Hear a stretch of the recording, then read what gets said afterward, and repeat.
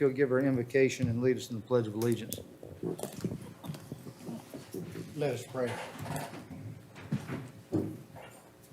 Lord, we thank you for this day. We thank you for last night's sleep.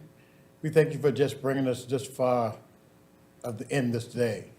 Lord, we thank you for our health and strength. We thank you for the air that we breathe. We thank you for the food that you've blessed us with. Lord, we ask that you continue to bless this board, bless each and every member of their families. Lord, we ask you to be with the bereaved families tonight. Pick them up where they're down and let them know that earth has no sorrows that heaven cannot heal. Lord, we ask you to be with the sick and heal them wherever they are, from the crown of their head to the sole of their feet. Lord, we know that we can't do nothing without you, but we can do all things with you. Lord, we ask you to continue to give us knowledge, wisdom, and understanding, and continue to protect us and keep us from hurt, harm, and danger. Lord, we ask you to bless this board tonight, that we make decisions that would be for the betterment of Prince Edward County and each and every citizen therein. This is your servant's prayer in thy most holy and precious name. And we all said, Amen. I pledge allegiance to the flag of the United States of America and to the republic for which it stands, one nation, under God, indivisible, with liberty and justice for all. Amen.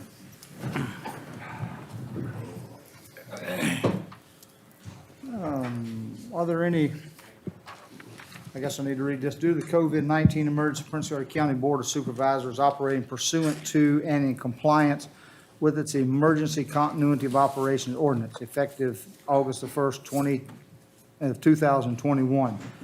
The board has reopened meetings to in-person participation by public, however, that they could still be limited available seating, and citizens are strongly encouraged to participate in the meetings through in-person participation, written comments, and/or remote participation by calling 1-844-890-7777, access code 390313. Additionally, citizens may view the board meeting live in its entirety through the YouTube channel, and a link was provided to the county's website. At this point, are there any conflicts of interest from any of the board members? I have one, Chair. Yes, ma'am. As a member of the Prince Edward County Board of Supervisors, I am disclosing that I have an interest in the appropriation of funds and the approval of budget amendments for the fiscal year 22 Prince Edward County School budget, as I am periodically a part-time student tutor for the Prince Edward County Public Schools. As the Prince Edward County Board of Supervisors has no authority over setting the salaries or pay increases of school employees, I am able to participate in the approval and appropriation of funds to the school budget fairly, objectively, and in the best interest. I have filed a statement of disclosure with the Office of the Prince Edward County Administrator, a copy of which is available for public review. Thank you. Are there anything from anyone else besides Ms. Pride? Are there any problems with any problems with the board allowing her to vote either way? No. All right, if not, we're going to move on. Public participation. Do we have anyone signed up? Hold on a second, Mr. We're Chairman. gonna- I know we've got at least one. Okay. Two.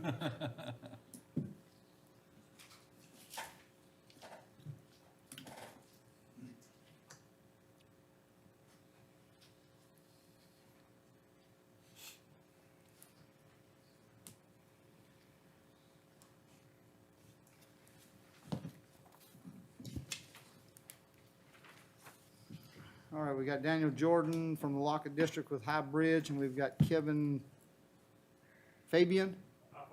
Fabion, all right, with Twin Lake State Park. It's all you, Daniel. All right. Well, good evening, Mr. Chairman, City Board of Supervisors, County Administration. Thank you for having me. As you know, I'm Daniel Jordan, Park Manager, High Bridge Trail State Park. And just coming tonight to give you all an update on what we have going on at High Bridge.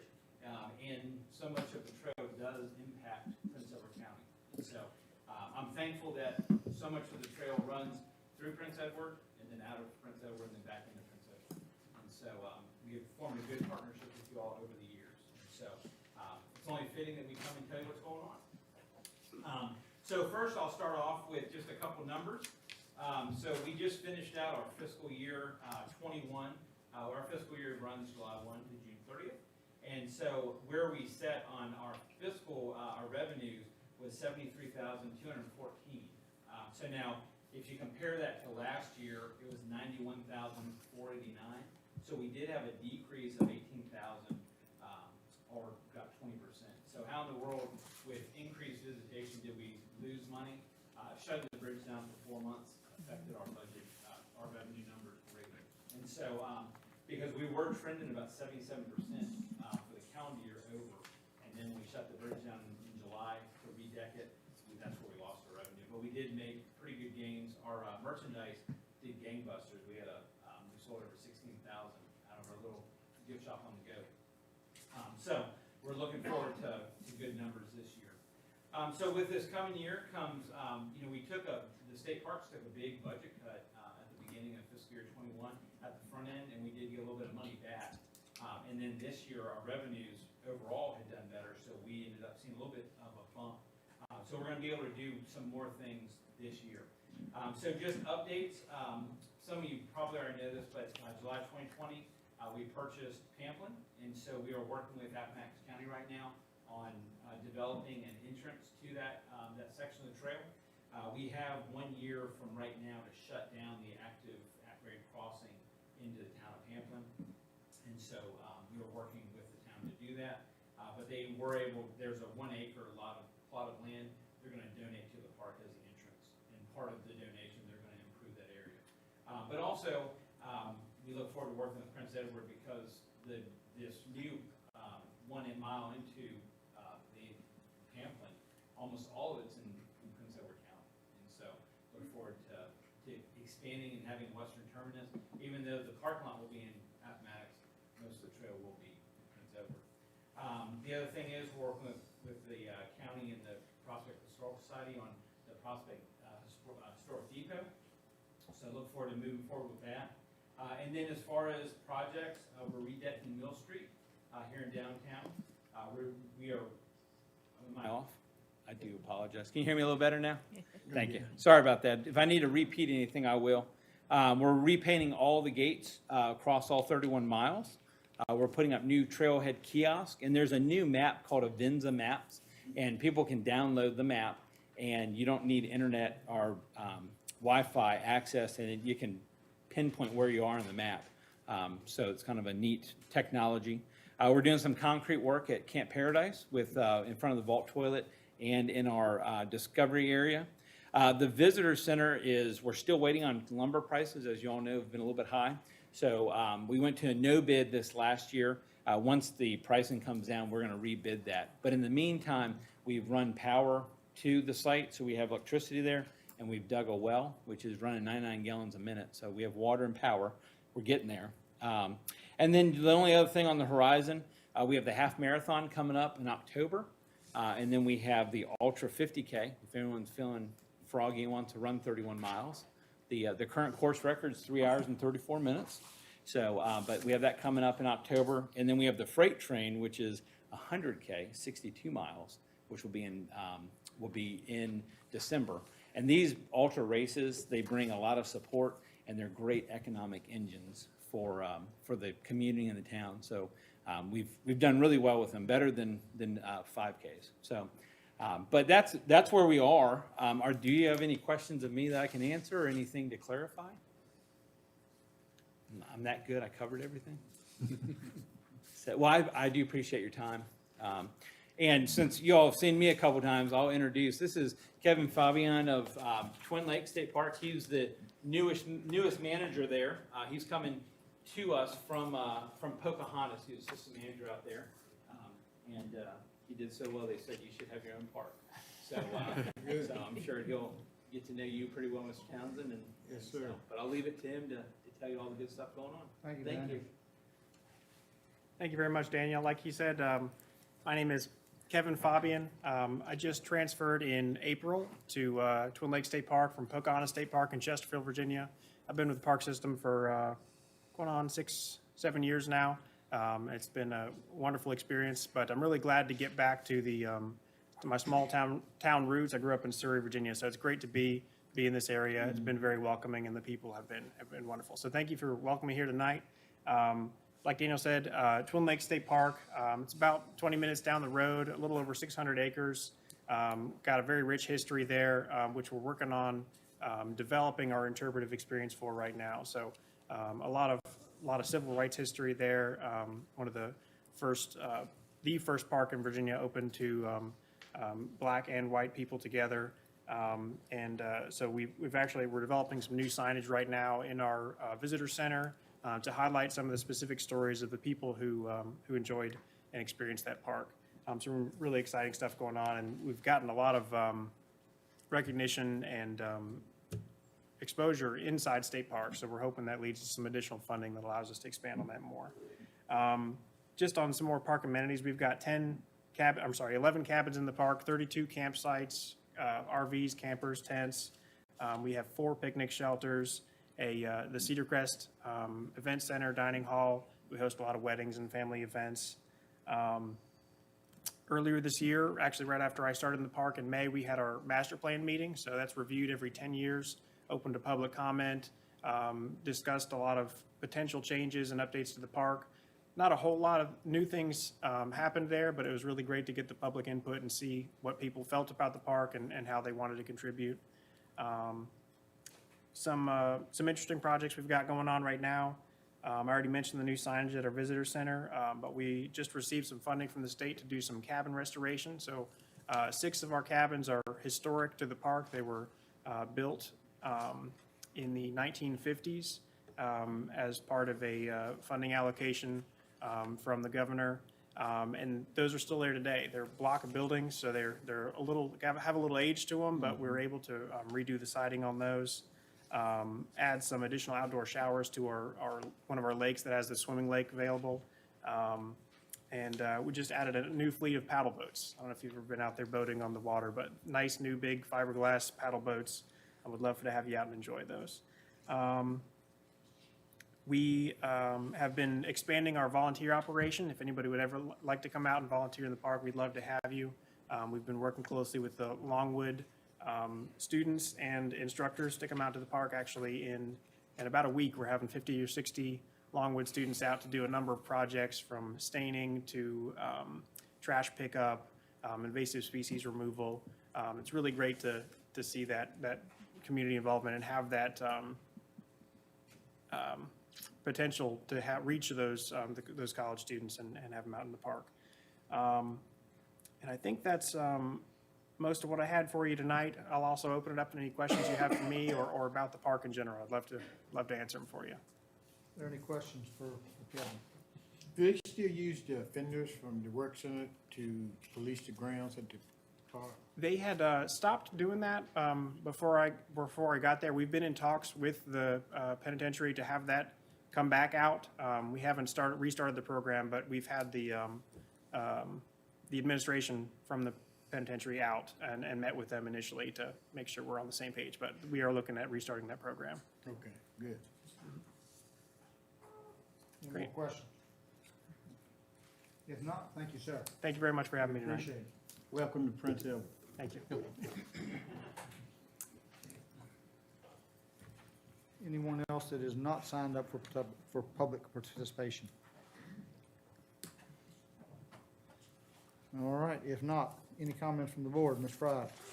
Good evening. I would like to welcome everybody in attendance, everybody online. And I would like to say to Mrs. Patty Cooper Jones, last Tuesday, on that Tuesday night out, we had the best time. The officers were there. Fire department, you name it. That was some of the best food I've ever tasted. I mean, it was just wonderful getting together. Everybody just enjoying the evening. Thank you so much. It's great. Thank you. cooks an awful lot of it. Oh, yes, yes, awesome. I'd like to say just welcome to everyone that's here. Thank you for being here in these tough times. I know sometimes it looks like people shy away from being here, but we appreciate your, I appreciate, and I think the rest of the board does, your participation in being here and showing up. I ask that you just stay safe and let's work towards getting this thing back in line. Ms. Patty? I'd like to say good evening to everyone. Very happy to see smiling faces, to be in your presence, and ask God to bless all of you. Beverly? I too would like to welcome everyone and to thank each of you for coming out despite the stormy weather. Thank you. Jim? Yeah, same thing. I appreciate you coming out, particularly in the bad weather. Bobby? I got a few comments on our financial position in the county. For the board members and the public, maybe it hopefully has a means of looking at the board pack, but if you notice on our board pack, a comparison of the cash on hand June of 2021 compared to June of 2020, we've got $10 million more in the bank. I noticed that for several months now, and I thought maybe it was the COVID money. And I talked with Doug, and it's not really any COVID money in there. That's actual county cash money. The Planning Commission started working back on June in the capital improvements project, where we rated, I think each entity was asked to send their wish list of what they would like to have, and then we rated who should be at the top priority. If you look at it, one was a track at the high school, $227,000. Now, we'll skip, the school also had a wish list of the new elementary school, which is $34 million. But I will take that out of the total I give you at the end of this. Emergency Services wanted $4.7 million for radio system, which, talking with Doug, we could probably get a lot of grant money to help out with that. The voter register wanted $190,000 for new voter machines or backup voter machines. The animal shelter wanted $1.4 million for a totally new animal shelter, which, you know, that's, I guess, would be the top of the dollar amount they would want, which maybe the other way is not to expend that much. The landfill wanted $70,000 for a piece of equipment. The convenience sites wanted $450,000 for upgrades. The cannery wanted $60,000 for new boiler, and the courthouse wanted $50,000 for a new phone system.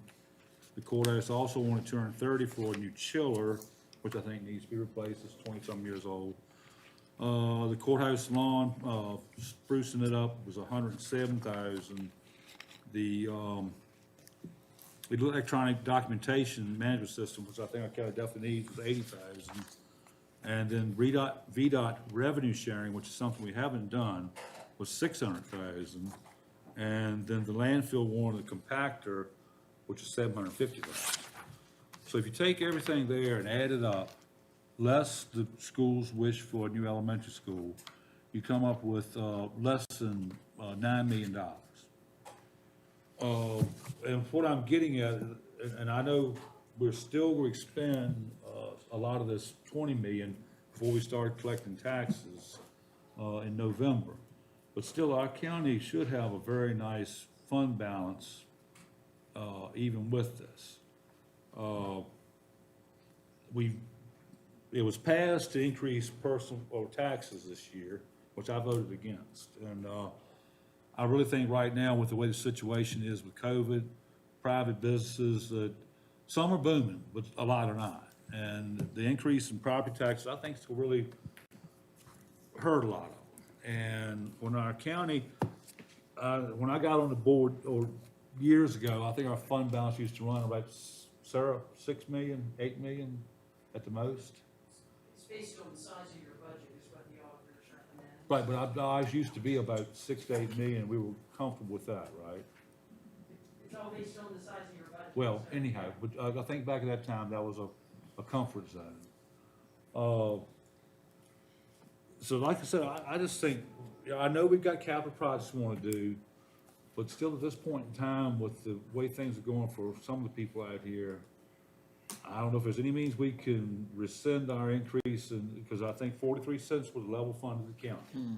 And it was voted to pass at 47, which is, you know, almost 10% more than,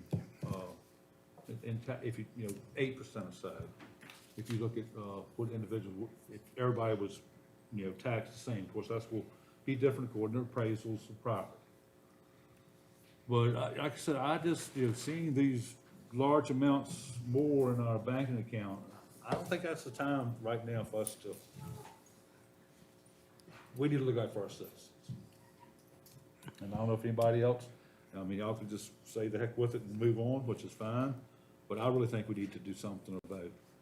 Is there any way we can go back and revisit our tax?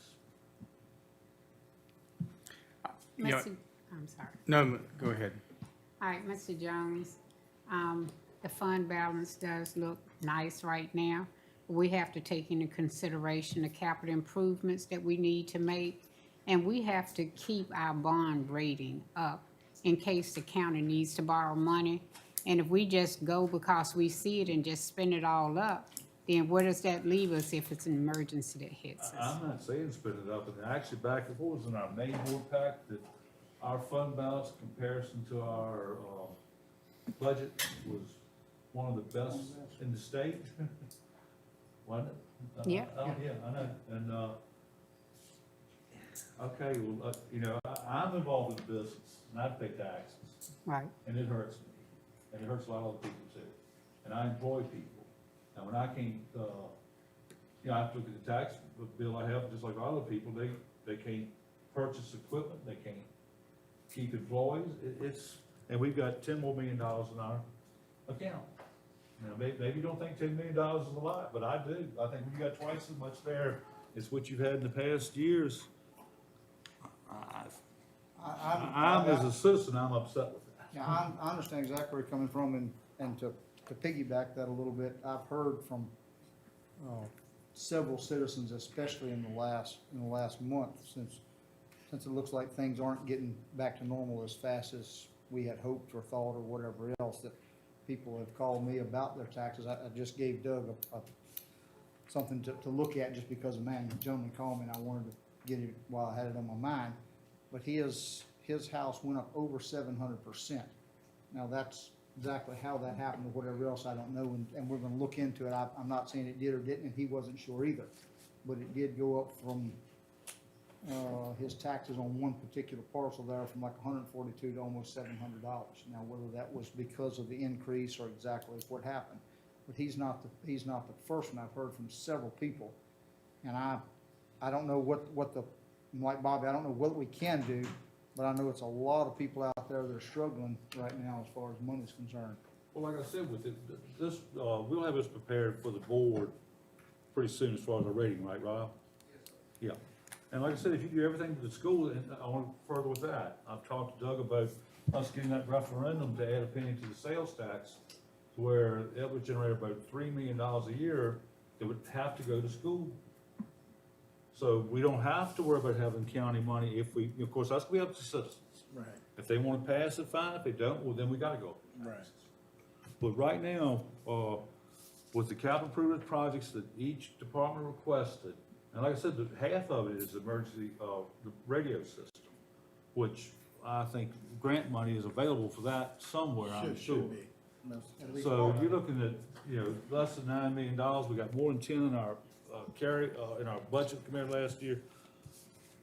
Like I said, I voted against the tax increase, and I think I don't know I think it's probably too far gone now to change it, but I want to express my opinion on this. Just, Mr. Chairman, I just want to add, and Supervisor Jones called me this morning, we had a good discussion, and, normally we'll know, auditors will be in here for the FY '21 audit, field work, third week of October. As I told Supervisor Jones, until they complete, we really don't have a handle on what that number is. I think we're going to put some cash away, but about 1.3 or so is school money, which they're requesting a return of, and we'll have to consider that request once the audit's complete. I think on the county side, revenue held its own, and I think we underspent. So I think we'll be able to add some money to the fund balance. I'm not sure, last year you had about $5 million that was sitting in a construction account that was the DSS and the courthouse project that hadn't been drawn down.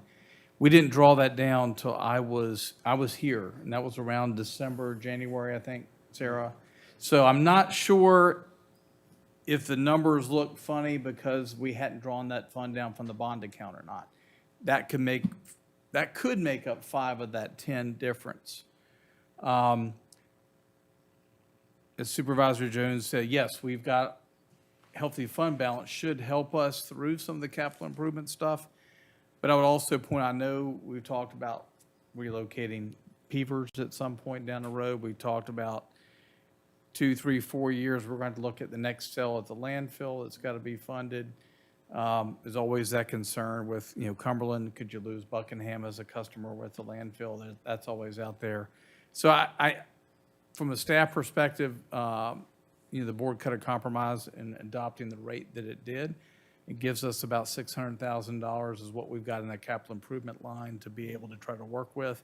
I appreciate Supervisor Jones's concerns about constituents, and some will see an increase, as we talked about. Some may see a decrease based on, again, that we were using that average 18% increase in assessments. So that number could be up or could be down.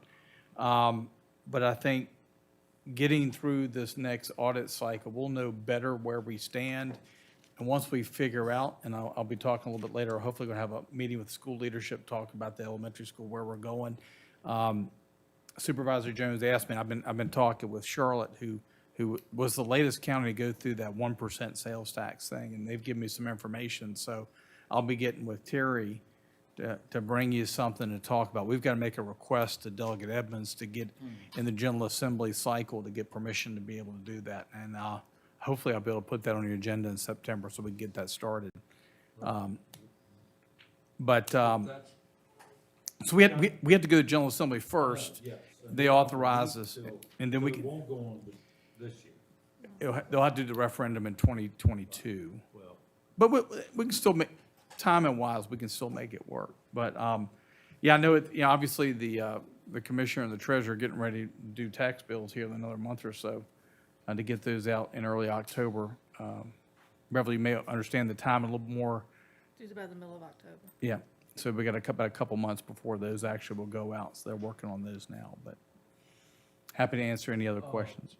wasn't there another $2 million allocated from the American carriers? So we're going to get a total of 4.4 million. We're, I believe, if we haven't received it, we should have received the first 2.2 million.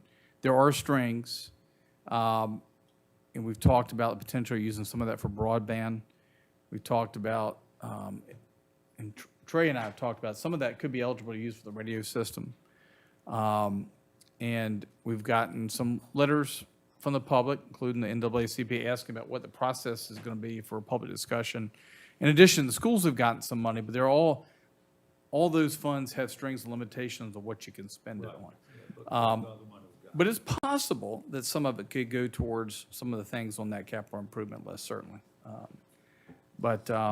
think the question Bob is asking, and maybe Terry needs to answer that, is there any way to go back if we decided to, first of all?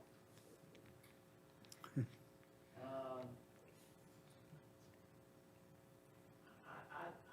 not sure. I'm not sure what the procedure would be, or do we advertise, and I'm not sure. Because you had to amend the budget down as well, this equal amount, but. Well, I realize it's probably too late to do it now, but I wish we voted differently back when our opportunity to. Certainly But, gives us something to look at in our next one too. Well, But I'm like you, I voted it the same as you did on that, to not raise it, but is there any recourse to begin with? I guess that if our was it. fund balance was going down or our cash on hand was going down, I understand 100%, but, I think you have to re-advertise, you have to do anything with the budget. I just don't know. I have to look and see if there's precedent for doing that, I'm not sure. and then we're rated one of the, best counties as far as our fund balance to our amount of our budget. Anyhow. All right, I just want to bring that up. That's my opinion. I guess that's where it goes. I appreciate it, Bob. Yep. Jerry? Thank everyone for being here. I appreciate your attendance and your participation. Continue to be safe, follow CDC, VDH. The numbers increasing, positivity rate. So take all precautions. Luke? Same way.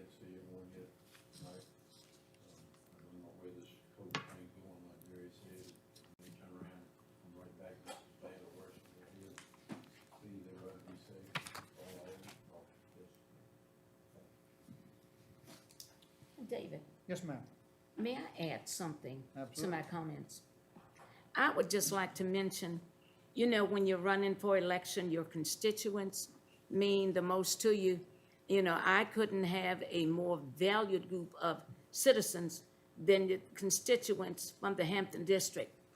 And one of my most dedicated, in both of my elections passed yesterday, and some of you in here probably know her. Her name is Mrs. Carol Ann Carter. She taught hundreds of young people the piano. She worked with the Hampton-Sydney young men. She worked with the professors, and she passed yesterday. I mean, she was so supportive of me. I did grocery shopping for her, visitor. We just had a wonderful time. And to lose her was like losing a member of my family. So at this time, could we have a moment of silence? She didn't have immediate family, but let me tell you, that Hampton-Sydney community was her family. Could we have a moment of silence, please, for Mrs. Carol Carter?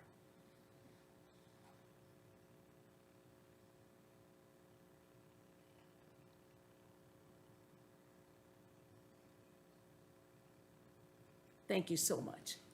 Thank you, David. Yes, ma'am. Consent agenda. Any questions, additions, deletions? Move that the consent agenda be approved as written. I'll second. There's been a motion properly made and seconded to accept the consent agenda as presented.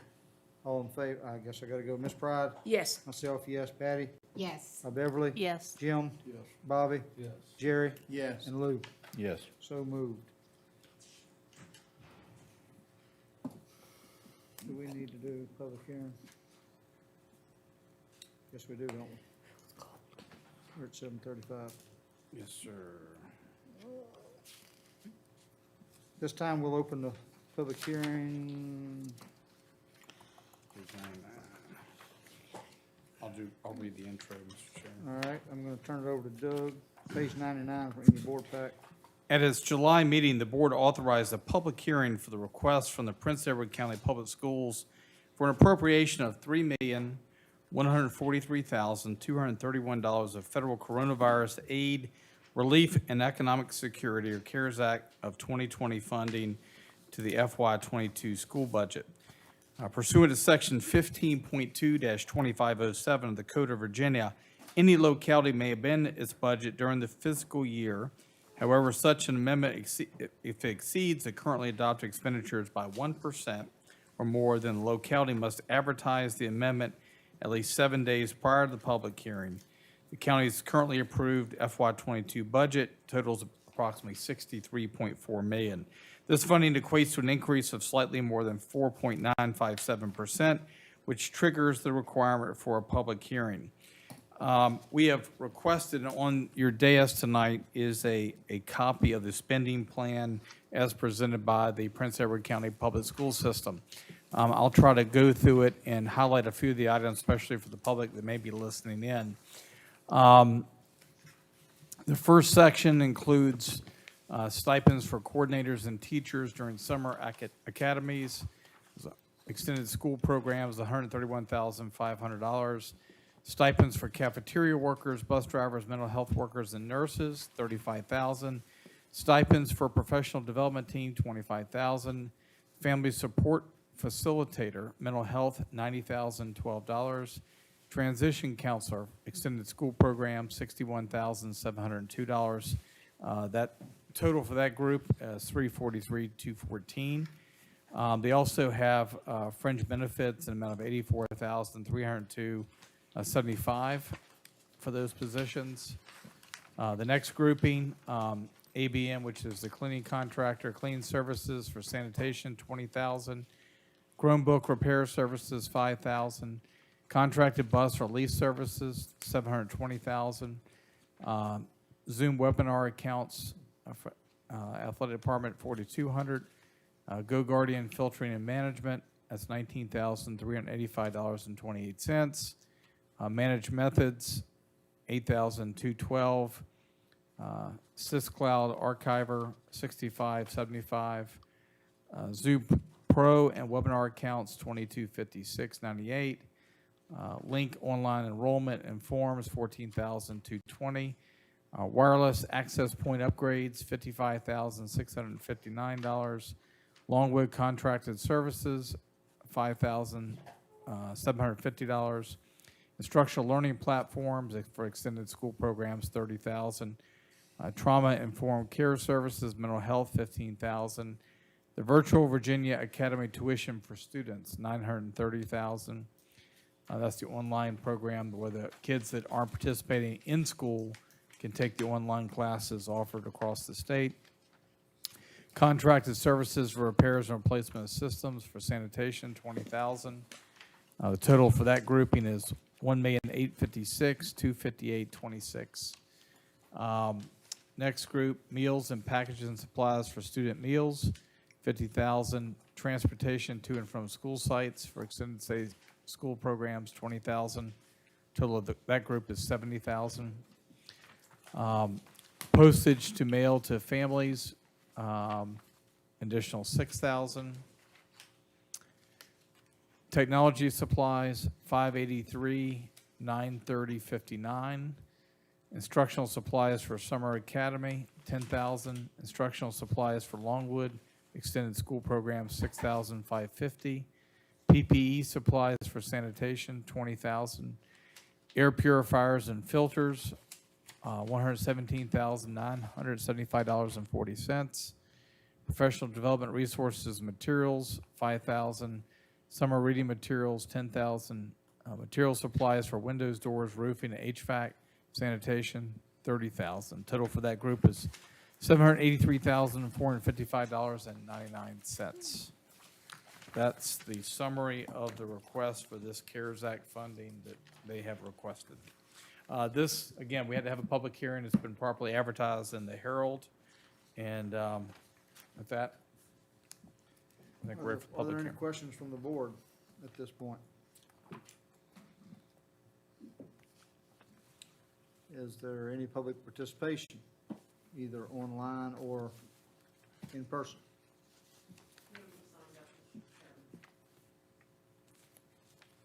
Seeing none, I'm going to close this and turn it over back to the board. That's a chunk of money. Glad it came from state and federal dollars, or federal dollars and not local dollars. I'll make a motion to go ahead and appropriate this money. You have signed documents Yeah, for it. that's Doing that. Yep. been a motion made. Is there a second to this? Second.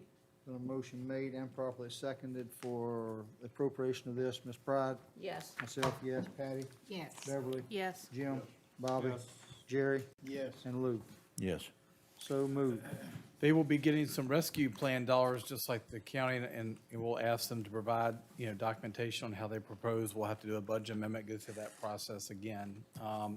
The interesting part, those dollars have to be allocated by the December 31st of 2024 and have to be expended, I believe, by December 31st of 2026. So the timing is a little better in order to be able to utilize those funds. And certainly, I think one of the things was in the newspaper, they were talking about possible ventilation, air conditioning, those types of things can be looked at as well for use of those funds.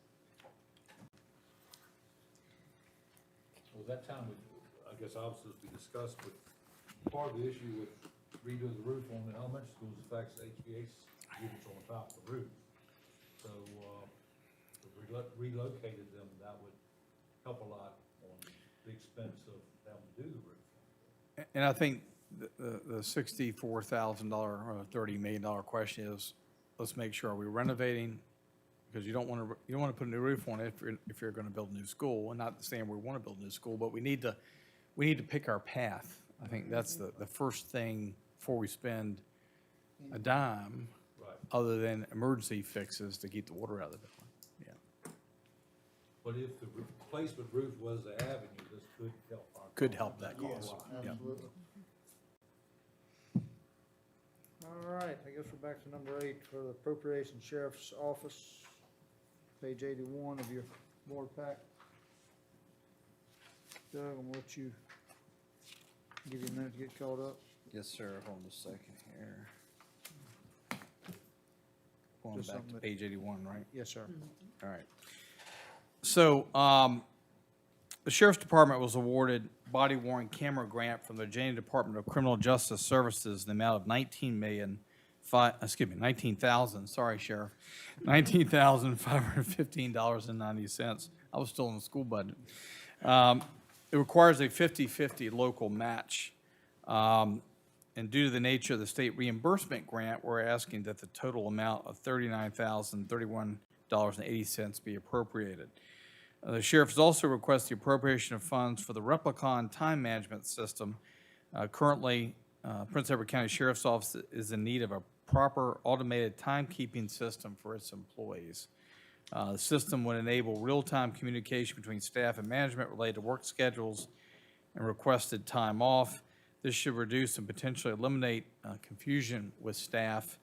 There's a one-time setup cost of $1,800 for the licenses and a fee of $28.40 annually for software maintenance. Last year's budgets, we had savings in salaries and wages that are enough to cover the $24,155.90. So rather than request an additional appropriation, I propose we transfer that money from basically the FY21 budget to cover this FY22 needs. Sheriff, anything else that I missed or you'd like to add on to that? Okay. All right, in that case, it's up to the board. What's your pleasure? So moved. It's been properly made and second to appropriate this money from the fund already, is that correct, Joe? Yes, sir. Rather than, in that case, Ms. Pride? Yes. Myself, yes. Patty? Yes. Beverly? Yes. Jim? Bobby? Yes. Jerry? Yes. And Lou? Yes.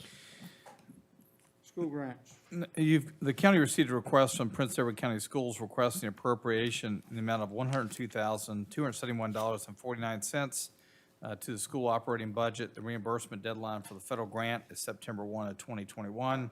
There is no local match required, so basically these are additional funds that they've received that the board would have to appropriate. Just needs to be appropriated, correct? Yes, sir. So moved. Second. All right, it's been properly made and seconded. Ms. Pride? Yes. Myself, yes. Patty? Yes. Beverly? Yes. Jim? Yes. Bobby? Yes. Yeah. Jerry? And Yes. Lou? Yes. So moved. Next item is Purchase. property purchase refund. So the treasurer is requesting that all funds collected at auction on September 30, 2020, so last fall, for parcel 046A96 be refunded to the purchasers as this parcel has been determined to no longer exist. And that happens a lot. Properties get boundary adjusted and absorbed in one parcel to the other, but it was still in our system as a valid parcel where the taxes hadn't been paid. So you had a person go to the auction and buy the piece of property, only to find out later that it technically does not exist. We're hopeful, and working with our Timmons on our GIS, that we're hopefully going to be able to identify some of these other anomalies. But in your packet, you've got a letter from Donna with attachments from Commissioner of Revenue and Taxing Authority Consulting Services who did the sale. The bid amount on the property was $1,750. The prorated deed recording fee that was paid, $18 for a total refund of $1,768. The purchasers were Alice Staples and Shamir Jackson. Believe it or not, it does happen, unfortunately. The person that owned this property to begin, supposedly owned, since it's no longer there, what happens with that? Because I'm sure they were in the paper as not paying their taxes and everything else if it wasn't available, who's? Because I've gotten some calls about that, wanting to know, well, is the county responsible for an apology or whatever else because we didn't pay our taxes and piece of property wasn't there, so of course we didn't pay our taxes. Well, I'll say this too. It's also incumbent on the person, when they get the notices saying they're behind due on taxes, to come back and say, hey, wait a minute, I don't own this property anymore. So a lot of times what happens is lack of communication allows that to continue on and keeps on the books. All they had to do is somebody show the deed and say, look, I no longer own it anymore. But I know the commissioner, they pick up stuff when stuff's recorded at the courthouse. Most, 99% of the time, you're going to pick up the transfer or pick up the consolidation. Every once in a while, it slips through the cracks. A lot of times these errors don't, they come about after a plat has been done and recorded. So that's how it's caught. And that's one reason to bring it up, so if there's anyone listening online or whatever else, they will know that, hey, if you're getting taxed for something that you don't think is there, come in and see someone, don't just wait until it goes to, because this costs the county also, because, Paying the cost of sale. that's right, I mean, and all everything that went along with it. All the So just- letters over the years Correct. of delinquencies, all that stuff. I mean, in the 30 years that I was here, this is only the second one that I know that's happened. All right, I guess, the question is there a motion made to refund this money?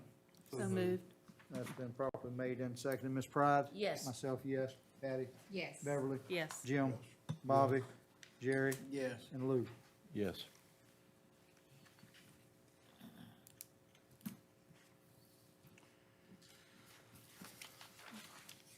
All right. American Legion Auxiliary. Yes, ma'am.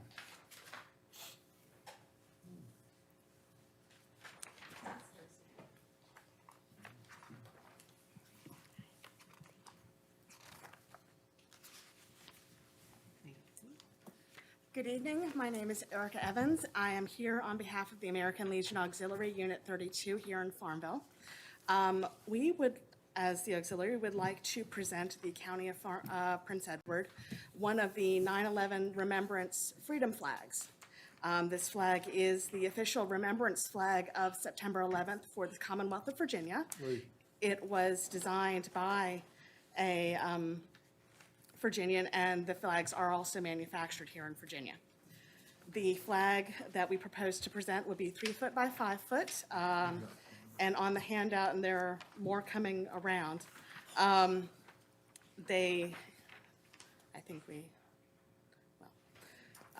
do have extras if somebody didn't get any.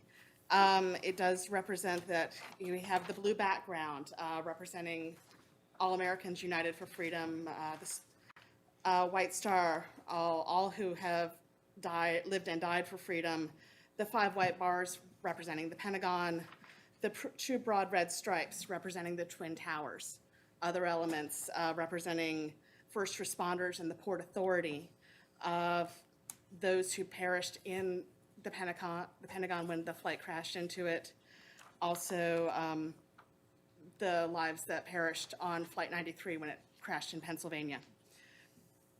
I've also included protocol for displaying the flag. It would be our request that it at least flag publicly, flagpole in front of the courthouse for the month of September. It could also be extended, or you could hang it somewhere in the courthouse for the rest of the year on display. I believe it would be a good talking point within the community, how this 20-year, the anniversary that's coming up, how we all felt that day. I know I'm not alone when I can remember exactly where I was standing at that very moment when I heard that the Twin Towers had been struck.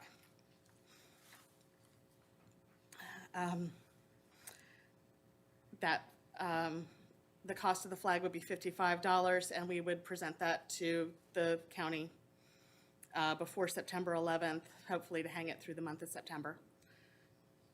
Any questions? Any questions from the board? I think it's great that y'all remember this. I know when I caught it on the news for 20 years, and I knew it, but I was like, wow. You know, and like you said, I know exactly where I was when I heard about it, and I think it's great to, you know, because we actually had a citizen of Prince. When it first happened, I said, I hope none of my friends are any of this. And we did have a citizen of Prince Edward County on the flight in Pennsylvania that crashed. So I think it'd be great to do this. I don't know if you need a motion. A motion?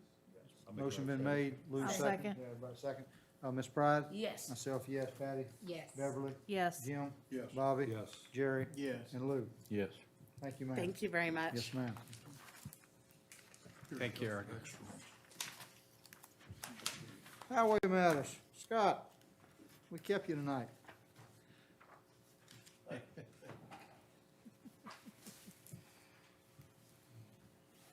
Good evening, Chairman and Board and County Administration. Thank you for having me. Got a quick update for you, and then I'll open it up to your comments for me and your concerns. We're still working to widen 604. We've gotten through that leave burn request I was telling you about last month, so we're still struggling with a few vacancies in the Hampton-Sydney area headquarters. We've got 17 operators working right now out of 21 positions that we have there, but we are making pretty good progress there. It's something that we're staying after. We're also running the Boomax on a daily basis, trying to get our brush cut back. I feel like Tropical Storm Michael a couple years ago, we were just about caught back up when this ice storm occurred, and that normally all winter long you cut brush. It's a good operation to do in the winter months, and we were getting brush that, fell on top of us out of the roads over the end of the winter. So we got behind again, but working to get where we normally would be. You guys brought some concerns to me about the island at the store there near the Worsham Turn Lane project. That island, when we dug a little deeper into it, it was the wrong type of island placed there in the first place, but we're working to replace it with the right one, which is 2 inches shorter and has a chamfered face on it. It's what's called a mountable island. So when the contractor comes back, that's one of the first things he's going to do. So basically, That's Scott, good. when you hit, if you hit it, you'll be able to ride up on the edge of the curb and not Yes. crash Yeah, into it, right? exactly. Yes. It shouldn't do any damage. It's Right. something that, your tire will go up on it instead of bumping into it. That's good. So in the near future, we're going to start working on mowing our secondaries. We're going to use a contractor to do that this year. It's going to be the second cutting of the secondaries. Before they start mowing, they're going to pick up the litter. So, we enter into contract with them to do it, on a per mile basis. But we get a pretty good price on it. So it's, with all the litter complaints we've had, I know we've come up with some innovative ways to help clean up the county, but we're going to work on getting all the secondaries looking good. And we don't like to shred the trash before we mow. So wanted to tell you guys about that. Using that contractor to do that work is going to allow us to keep working on 604. And when we get where we're going to stop on that, we're going to switch over and start working on our rural rustics for this year. And that should close us out and get us into the fall. Close out what I call the construction season. We're still moving forward with that specialty tree removal contract that I mentioned last month. It's still not in place yet. The contract's not in place yet. We're looking for that to be able to be used next month. So we've got a pretty long list of trees that need to be taken down before they fall down. So we're just, ready to do that. But at this time, I'd like to open it up to the board for you guys' comments, if you have any for me. Okay, I'll open it up, Scott, thank you.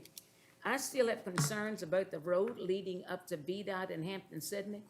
That is the worst spot, and I brought this up, I know, at the last 2 meetings.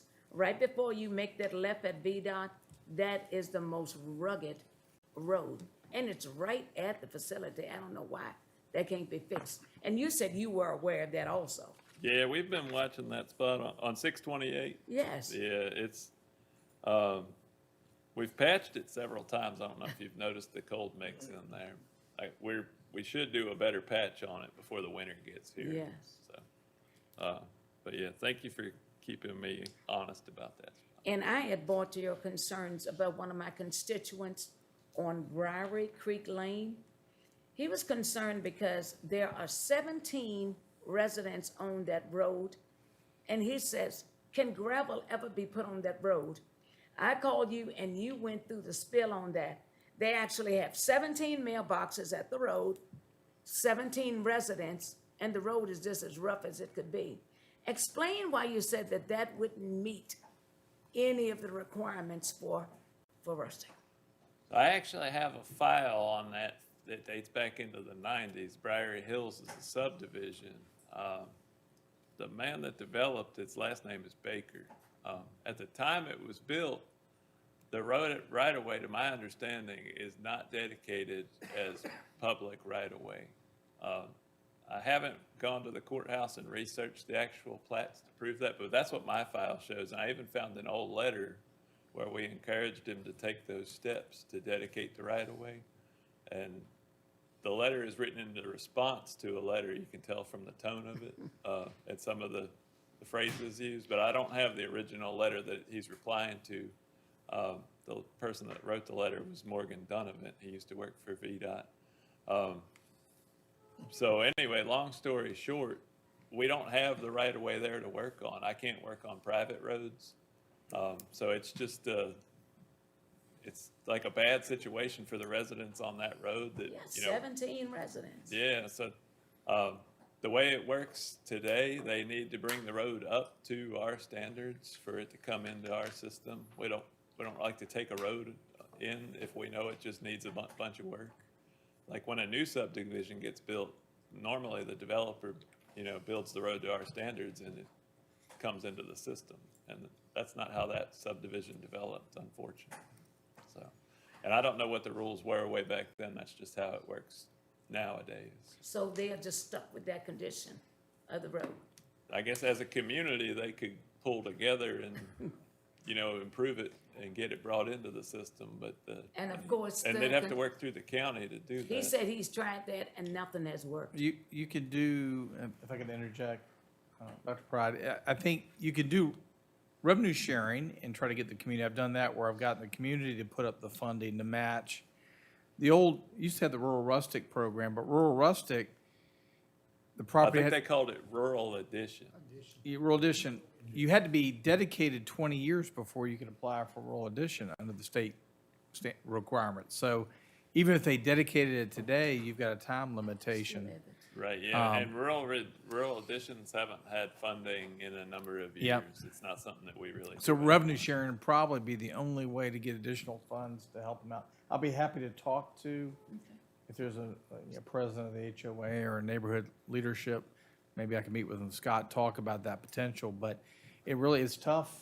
And that's one of but the original developer really sets the tone on that's why the county doesn't allow private road subdivisions anymore, to prevent that thing from happening again. So Scott, did you touch bases? I with that did. I think petition? I'm working off memory, but I think is it Gary Hobbs? yes. Yeah, I've spoke with him and his wife, and they called again this week, and I believe they dropped off some paperwork. But my assistant does land use for the office, and he spoke with them today, or he at least looked into it, and he was planning to call again. Good.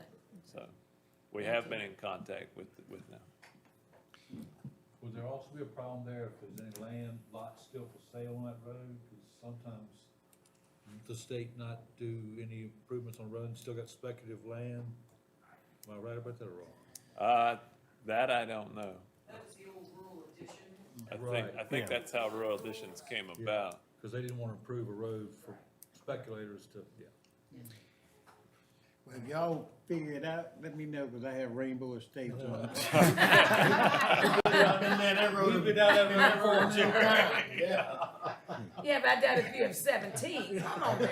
No, it's a shade the way Oh, it's that about road close is. to it. Oh, yeah, Yeah, I'm that very much Rainbow aware of Estates, that. it's close to it, I done tried that Yeah. one. They can't even pass Can't up even, there, yeah. I'm telling you. But the developer promised them the state would take it over, which was But a lie. that wasn't true. Yeah. Wow. But anyway, It's several of those, are two in Prospect that are the same Yeah. way. Yeah. One of them doesn't even have a road in there at all. It's Yeah. literally a path that goes to 6 houses, so. Wow. Scott, I don't know, I just, thanks to Terry, I was just made aware of it yesterday. The infrastructure, well, the rescue funding legislation that came out of Richmond last week that's on the governor's desk includes language that clarifies and corrects the issue with the definition of overtime and wages and pay, and will fix that. So we've got to wait, all of us have to wait until the governor signs that bill, but it basically, it adds the term compensation time into that definition, which would allow you to give comp time versus being in an overtime situation. So that may help fix your problem and our problem, everybody's problem. Yeah, I think the field operators really liked being able to accrue some extra leave, so they were sad to lose that, so that's good That's news hunting there. season time, right? Yeah, exactly. I got two issues. Okay. Corner Road off of Twin Bridges, It's called Warner Road? corner. Corner Road, okay. I think it's either 713 or 613. Rural rustic, can you do a traffic study? See Okay. if it meet the criteria? Got to see if it has the traffic. Traffic, yeah, Yeah, traffic study, rather. okay. Also, the last meeting, we talked about bridge work. Mount Pleasant Bridge on Mount Pleasant Road, the bridge on New Bethel Road, and Twin Bridges. It need, the trees and things, the grass cut around those. Okay, It's obstructing view, right. especially the one on New Bethel Road. It's a curve right in that bottom of that bridge, and you don't have any sight. Your sight is, interfered with, the trees and the grass. Okay, So it's Twin Bridges need the trees cut back off it. okay. Now, you said that the offenders, you guys was gonna train the offenders from Nottaway Work Center to do that? Yeah, we're working to get them back. I think we may have them. Normally, that was how we cut the brushes around the I bridges. think they back, Vita, I think the work crew's back out Yeah, from the prisons. I believe you're right. Mr. Carrington runs that crew. I've been meaning to touch base with him and see where he's working right now. But I'll give him those three Well, bridges. he live on New Bethel. Okay, so he Okay. should be well aware of that one. Got the intersection of Rattler's Branch and Pin Oak Road. Both sides, the brush is out. We were in a meeting last week, and there was all the citizens there were concerned they can't see to get off of Rattler's Branch into Pin Oak without pulling out Okay. on the road. If you would check that. Okay,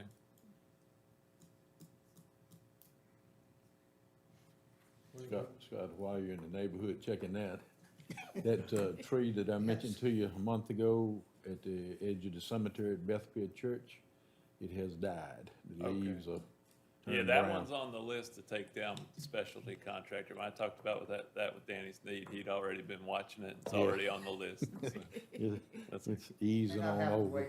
After tonight, it might be down. Yeah. Be there. Might just get to Might clean be it up. Saturday night. One came down on 604 as I was leaving to come here. You never can tell with these storms. If it falls, just push it across the road. I got a heater I can put it in as well. Is there anything else from the board? If not, thank you. Okay, thank you, board. You guys have a good night. You too. Thank you. Thanks, Scott. Hampton Sister rezoning request. That item has been pulled by the applicant, Hampton Sydney College. We had a meeting out at Hampton Sydney with some of the area residents, and Dr. Pride and Chairman Emmert were there, and good discussion. One of the things that we suggested to Hampton Sydney is to look at master planning for the future of the college and trying to put all that on paper and have that dialogue with the neighbors. And subsequently, they submitted a letter asking this request be withdrawn at this time. I imagine at some point it may come back, but hopefully after they've had a chance to have a little more of that dialogue. And I've gotten so many positive comments from the citizens from that meeting and others. Appointments, page 105, Citizens Committee.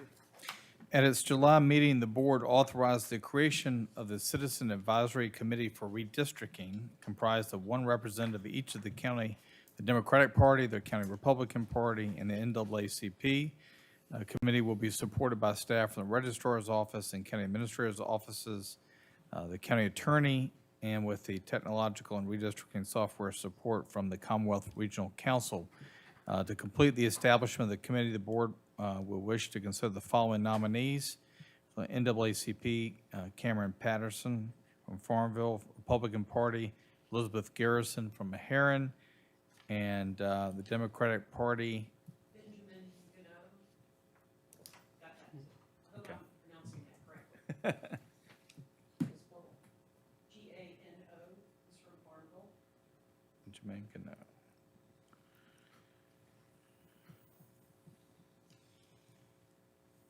Excuse me, sir, what was the first name? Benjamin. Thank you. Yes, sir.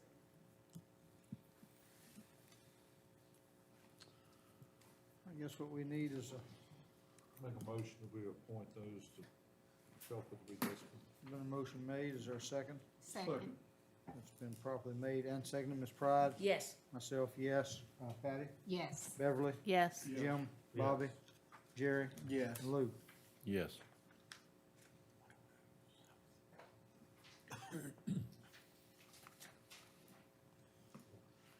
All right. Tangible personal property. Yes, sir. In March 2020, the board appropriated funding to the IDA that ultimately led to the purchase of the Lockwood property for the use and marketing as a data center site. One of the largest cost centers for such a project is payment of personal property taxes due to the large investment and the high tax rates for personal property. As such, most localities, especially in Virginia, that are competing for such projects offer a reduced personal property tax rate to make their communities more competitive. Some communities have waited to adjust the tax rate once they've had a prospect, while others have lowered the rates to make themselves more competitive in marketing their communities. In talking with representatives from Dominion Energy, they've suggested proceeding with adopting a lower rate to make the community more competitive in marketing the site. At this time, we're requesting the board consider a lower tax rate for computer equipment and peripherals used in a data center. In accordance with Section 58.13506A43 of the code, computer equipment peripherals used in a data center are considered a separate classification for local taxation. Accordingly, many localities have adopted a lower rate for such equipment to attract data centers to their locality. We've got a comparison chart in the packet. Prince William, Stafford, Spotsylvania all have a rate of $1.25 per 100. Fauquier has a rate of $2.30. We're proposing Prince Edward adopt a rate of $1 per 100. You'll notice some of our neighbors, particularly Brunswick's at 40 cents, Chesterfield 24 cents, Chesapeake City at 40 cents. Some other counties have left it right there with the vehicles and boats and other equipment. The reality is you won't get a data center unless you're somewhat competitive on the tax rates. It won't happen. We're also requesting the county adopt a depreciation schedule similar to some of these other counties. A lot of them start off at 50 for year 1, 40 year 2, 30, 20 for year 4, and 10 for year 5 at each following year. The reality is, it's like your computer at home. You replace it after about 3 to 5 years, or update it. And they have to do that as well in these data centers. You know, I've talked to some folks that may even consider us even going lower than $1. If you advertise the dollar rate, you can always lower it down if we get to the public hearing, if we get additional feedback. But I think the reality is, and folks that Chelsea and I've talked to, is if you're going to be competitive, you've got to at least have a lower rate to advertise and be able to market the site. It's one of those things, if you could get a $100, $200, $300 million investment, you won't get it with a high rate, but you'll get a significant amount of tax revenue with a low rate. When you say the $100, $200, or $300 million, that's the value possibly of their equipment in the building? There have been some much larger, and Mecklenburg County certainly is hearing the cash jingle and. What is that, was everybody on there? 40. 40. Yeah, was that they built a new high school? Correct. New high school and new middle school. And middle school too, I think. Yeah. Well, there's a it's up to the board if we would like to lower it, raise it, We just gotta advertise for. the public advertise hearing. for, Public hearing right now. Yeah, let's, I move we advertise for public hearing and. For the tax rate and depreciation. Cent dollar and the, appreciation. schedule It's depreciation. Okay. I'll second. been properly made and seconded. Ms. Pride? Yes. Myself, yes. Patty? Yes. Beverly? Yes. Jim? Yes. Bobby? Yes. Jerry? Yes. And Lou? Yes. Call you back. All right, building official. Go ahead, Doug, 113. So Prince Edward County Building Official Corey Leatherwood has recently given notice of his intent to retire from his position as building official for Prince Edward County effective December 31 of 2021. Corey has capably served Prince Edward in this position since 1985. In my checking around the state, he is the second longest tenured building official in one locality. He currently serves the position in a part-time capacity, working an estimated 30 or plus hours a week. Current salary is $53,595. In my discussions with Coy, I would propose that we start advertising the position this month with the goal to have someone on staff by early to mid-October to allow for a 2 to 3 month overlap of that position. It's an important position. It's important to work with and get along with our building community. And I really would hope the individual could get acclimated to the community. In review of the activity and education certification required for the position, I'm proposing the position be upgraded to fit on the salary grade with other department head level positions and be made full-time with VRS and health insurance benefits. The reality is, otherwise, we won't be able to attract a quality candidate.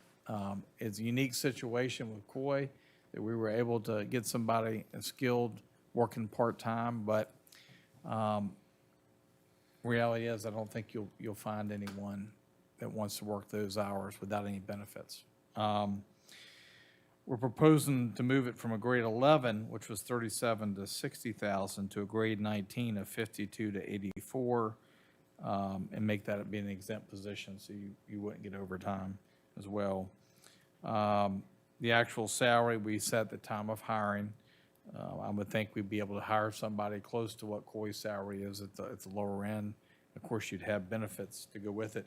If you look at the comparisons, Amelia, current salary is 70,000. Of course, they have 18 years of experience. Appomattox 61 with 17. Buckingham 72 with 26. Charlotte 52 with 13 years. Cumberland 62 with 9 years of experience. Nottaway 72 with 5 years. Lunenburg 72,000, 18 years, and Prince Edward's currently, as I said, 53,595 with 36 years of experience. But with the conversion of the position of full-time, we hope to be able to get that position to help with other code enforcement, at least get certification for E&S to be able to help do those inspections and look at fire marshal code certification as well, possibly. But be happy to answer any questions, and we certainly appreciate Coy's service to Prince Edward, and he's going to be a hard person to replace. Any comments, questions?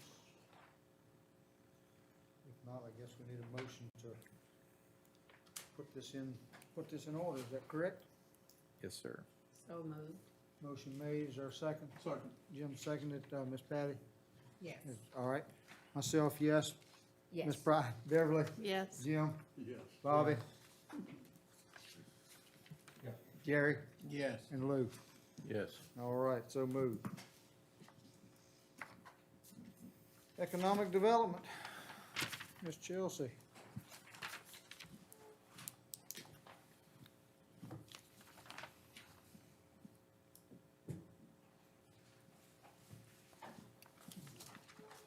Good evening, everyone, and thank you Good for your evening. time. I have just some updates on my reports, which starts on page 115 of your packet, and then also on page 148. So the end of the fiscal year is always a busy time for reporting, and in July, the 2021 Enterprise Zone Annual Report was submitted to the Virginia Department of Housing and Community Development on behalf of the county. And as you know, the county has recently earned the ACT Work Ready Community designation by meeting 100% of the program goal established in 2018, which is exciting. So we did participate in an announcement celebration on July 8th that was attended by our community partners on this project. And we are continuing our efforts to support expanding high-speed broadband internet coverage in Prince Edward County by partnering with Connex Telecom. The application was submitted to the Tobacco Region Revitalization Commission's Community and Business Lending Program for a $1 to $4 million loan to finance the Connex broadband expansion project. And the CRC has been providing technical application assistance for this project. I've also been working with the Longwood Small Business Development Center and Mid-Atlantic Broadband Communities Corporation on a Southern Virginia Regional Entrepreneurship and Innovation Initiative for Region 3, which Prince Edward County is a part of. And the main goal of this initiative is to implement a strategy for entrepreneurship and innovation in Region 3, including a pipeline of training programs and an innovation hub in Midtown Square, which is the old Barnes & Noble space.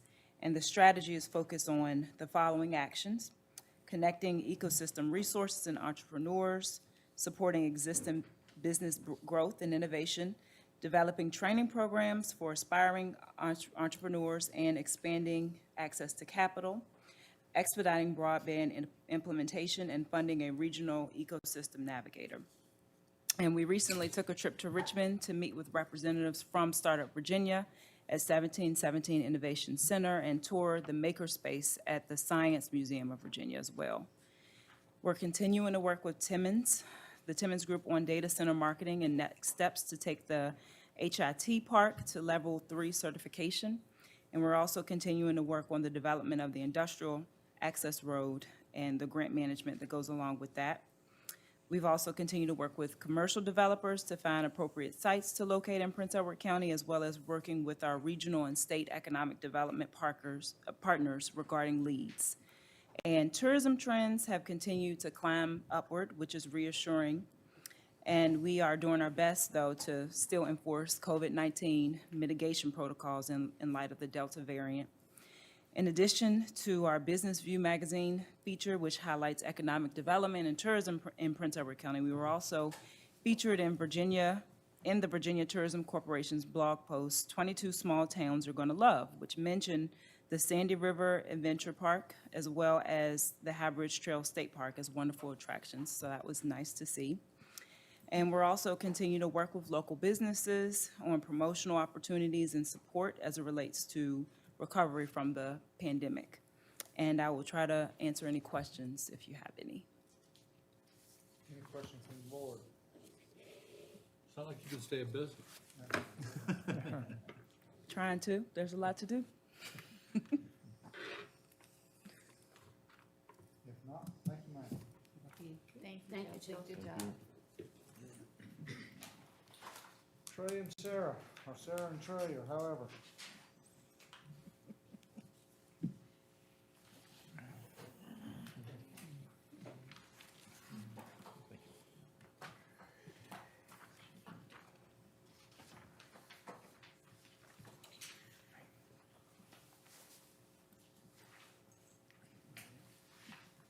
One page?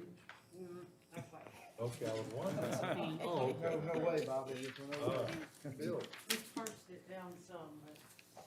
Thank you.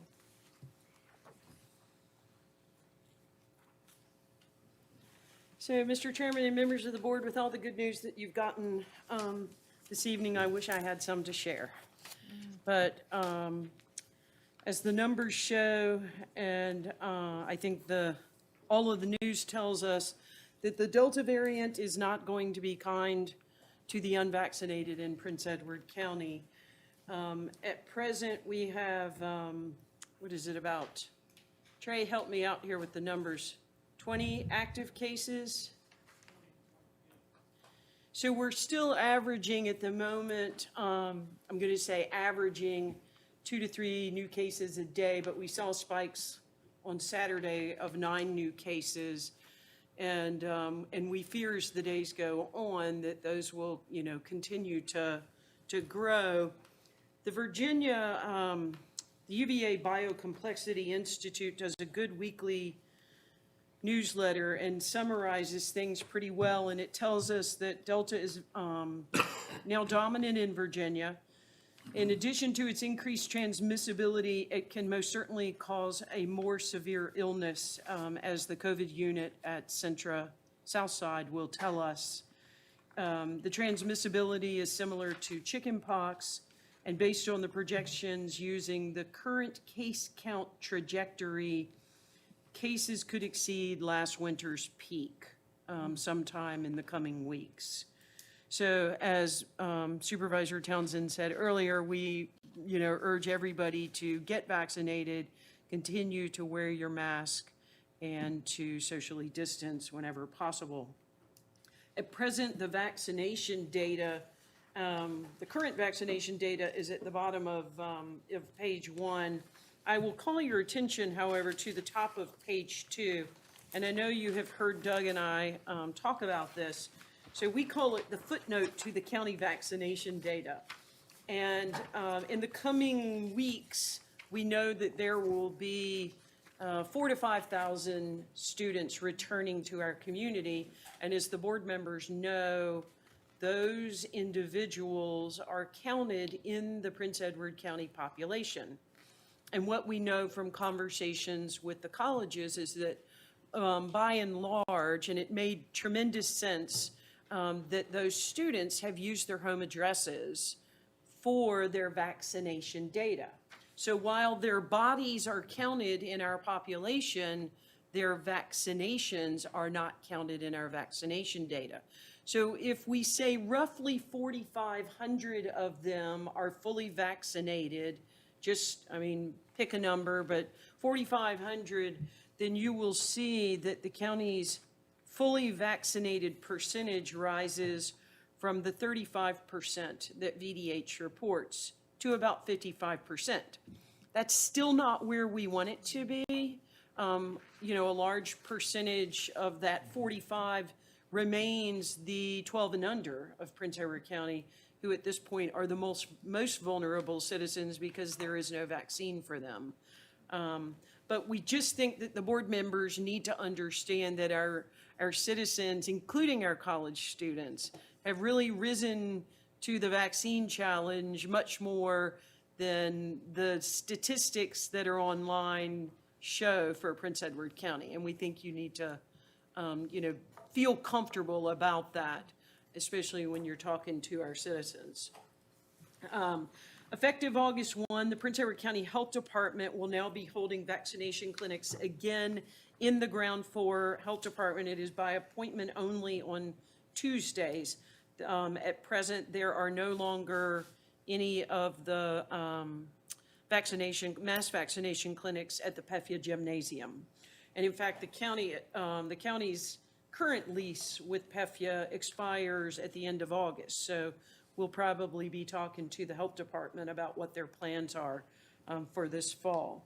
And then most certainly vaccines are still available at every local pharmacy, CVS, Farmville Pharmacy, Walgreens, and Walmart every single day. So if anybody's looking for a vaccine, you can find one every day in Prince Edward County at one of those pharmacies. Skipping on down to the bottom, effective August 9th, we coordinated with the courts and Judge Blessing, and he spoke with the other judges to update the county and courthouse facility, the courthouse and county facility masking policy in response to the Delta threat, and now masks are required in the courthouse, and there is separate employee guidance. Our call counts for our EMS agencies are there under item number 6. We continue to update and publish vaccine information with support from Letterpress Communications. The deadline for the Vaccinate Prince Edward Scholarship is this Friday at noon. So any parent in Prince Edward County whose child 12 to 18 who has received at least one vaccine, we urge you to please go on the county website, come by the county administrator's office, call us. We will make sure that we can get that scholarship application into your hands. It has to be submitted by noon on Friday to the county administrator's office. And then those scholarship recipient awards will be made Monday at noon.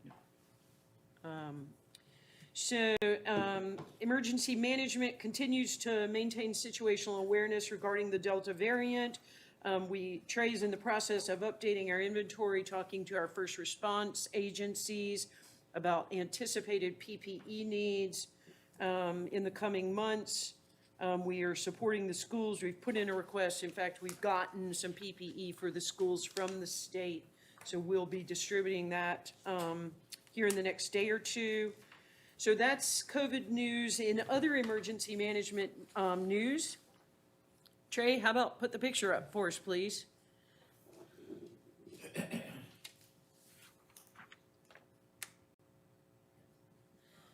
While he's working on that, I'll hold. So I'm proud to announce, even though I had nothing to do with it, that the County of Prince Edward now has a certified 6-member swiftwater rescue team, Meherrin Fire and EMS. If you happen to recognize that person right there, spent the weekend swimming in adverse conditions and they've completed the training this past weekend, and they are now a certified swiftwater rescue. So that brings a new response capability to Prince Edward County, and we are most certainly proud of them and the individual and collective effort that it took. If you go on a certain Facebook page, you can see lots of pictures of them jumping in water that I wouldn't have even considered.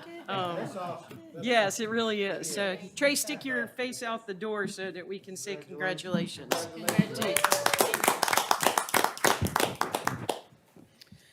We are also pre-planning and coordinating with the town of Farmville, Longwood, Ham-Sydney, and our other emergency partners.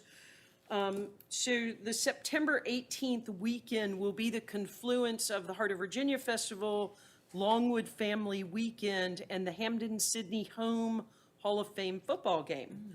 So Chief Ellington is leading the charge as incident command because most of the activities will be taking place inside the town of Farmville, but we're anticipating that there could be upwards of 15,000 people in Farmville and Prince Edward County that weekend. I'm going to say God and COVID willing.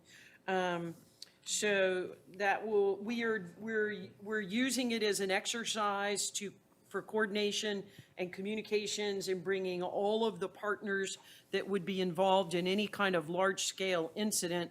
So we're using this as an opportunity to test our skills and resources and coordination and communications. And then lastly, Trey and the Sheriff's Office and other emergency management partners are also coordinating with the United States military on an upcoming training that will take place in the state forest in October. And we'll have more information on that as it becomes available. So with that, Delta spreads as fast as the chicken pox. And Has been any mention of, of course, a lot of people got vaccinated, thank God, of a revaccination? so when I asked that question last week, the hospital has reinstituted its community calls. And if anybody's interested, they're at the moment every other Tuesday. And it's a pretty good conversation and certainly available to the members of the board if y'all would like to be added to the invitation list. And I asked that question, and I think, at the moment, the health department is still very focused on the large percentage of people in the Piedmont Health District that are not vaccinated.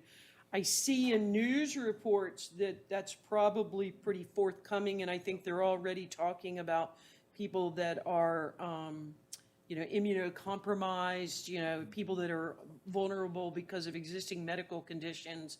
But I haven't seen anything definitive. Trey, have you? So the answer is likely, but we don't have any anything specific yet. But we can certainly keep the board apprised if we get that information. Any questions? Go ahead, vote. Sir, Yes, is sir. Longwood or Hampton Sydney doing any kind of check-in process for the students to, like we do when we come into the courthouse, taking temperatures, anything on the students coming in? It's my understanding, I know specifically that Hampden Sydney has put a mandatory mask policy in. They did that last week because it was announced on that community call. I'm not as familiar, I don't know if there's anybody on the Longwood campus here in the room, but I'm not as familiar. I know that, Longwood has the mandatory vaccination for their returning students. Hampden Sydney's not mandatory, but it's my understanding that they're making it pretty well worth being mandatory, even though I think it's not a mandate, but I think there's a testing requirement and a mask requirement on campus for students who are unvaccinated. So we can certainly ask, but I've seen a lot of the institutional partners in the community update their mask policies here in the last week, just like the county did. So, Any more questions? If not, thank you, ma'am. yes, sir. Ms. Terry? All right, I have one question. Page 99, did we skip that? Did we not do that? Did we? No, we talked about that they had not submitted the plan. That they approved, the board approved the budget request. Okay. Yep, we got it. Must have been nosy. Good. Just want to make sure. No, there weren't any speakers, that's why you missed it. Oh, that's it. Goes fast. I mean, it was the CARES Act. I know we did the other, but I didn't know the CARES Act. Okay. All right. Good evening, everyone. Good evening. It is good to see everyone. Been busy with the IDA, working on various things there. Doug and Sarah keep me hopping on drafting ordinances and responding to their needs there, and watching the local government attorney group when they're debating the latest thing. And like I said, we talked about that hopefully they'll change the comp time to ease up the burden for the budgets for lots of folks. Anyway, don't know of anything major going on legal-wise for the county, but I'd be happy to answer any questions, concerns that you might have. No pending litigation. No pending litigation at the moment. That could change tomorrow, but at the moment, it's none. Any questions on this? I just want to, Yes, sir. I was going to say, I just want to thank you. Again, we're working on, the board has directed us to put something together regarding meals tax. We've got a draft of that we're working on. Also a waste decal requirement. We have a lot of issues with folks from outside the community that use our convenience sites. So we're looking at the potential of issuing a waste decal that people would display to be able to show, hey, I'm a Prince Edward resident and I have a right to dump there at the sites. And I appreciate Terry helping us through that process. Okay, Very good. all right. Thank y'all. Thank you. Thank you. All right, Doug. A couple things to report on. As Supervisor Jones indicated, I'm trying to pull some information. I'll hopefully have it on the September agenda regarding the sales tax. We're going to need to go to the General Assembly this next session, and better to get in there early. And with Delegate Edmonds, I've already had a preliminary conversation with his staff, but we'll make sure we get that on the board agenda for consideration. Working to set up another meeting with the school leadership to specifically talk about the elementary school and where we want to go with that. Hopefully be able to do that in the next couple of weeks. We received notification, the Nelson County Community Development Foundation currently administers the Virginia Housing Choice Voucher Program in Nelson, Amherst, and Appomattox counties. The program provides affordable housing to low-income community members through portable vouchers that subsidize the cost of renting apartments, single-family homes, and condominiums.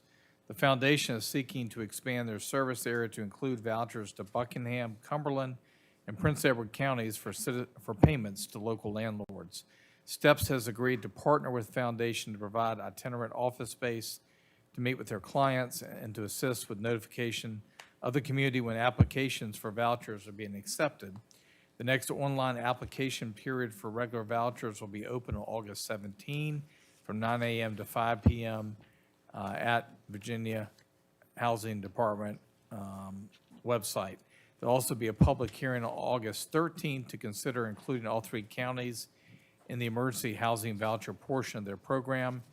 The foundation currently has 195 regular vouchers and 10 emergency housing vouchers to provide in their entire service area. So this is not going to dramatically change things, but it's going to offer some alternatives for folks. Clients who qualify for the program will be put on a waiting list by a lottery system, and vouchers are distributed as they become available. So anyone interested in the community can contact the county administrator's office, and I can get them a copy of the flyer that talks about the program. A couple other things. Again, Sarah mentioned that working with the courts, we've reinstituted the mask program here at the courthouse. All employees must wear a mask to enter the courthouse. Unvaccinated employees must wear a mask for the entirety of their time in the courthouse or county office building.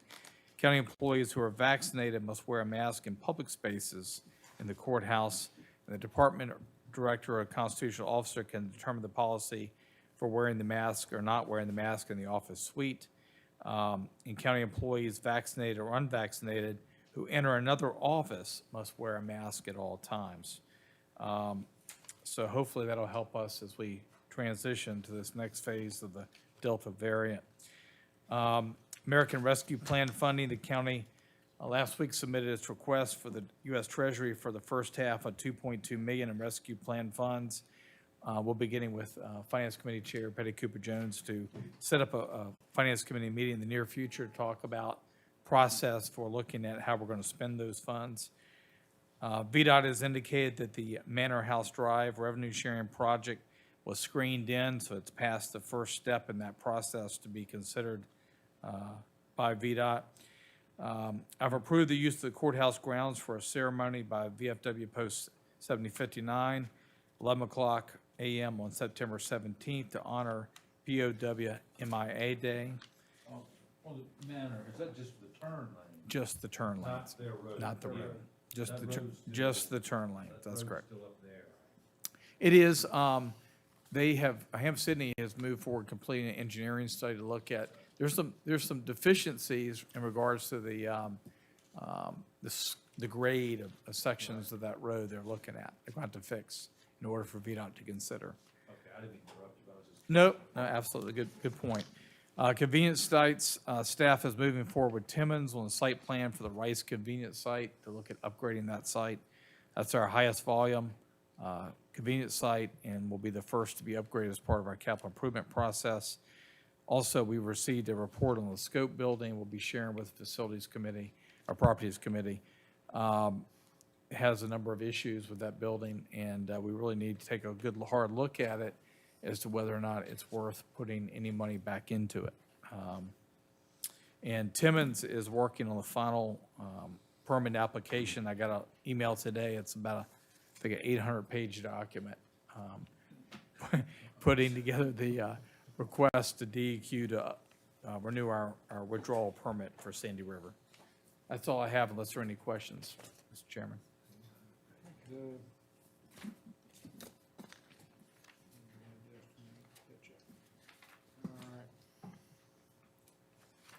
I guess correspondent, the rest of it's just informational, page 125 through 132. Is that correct? Yes, sir.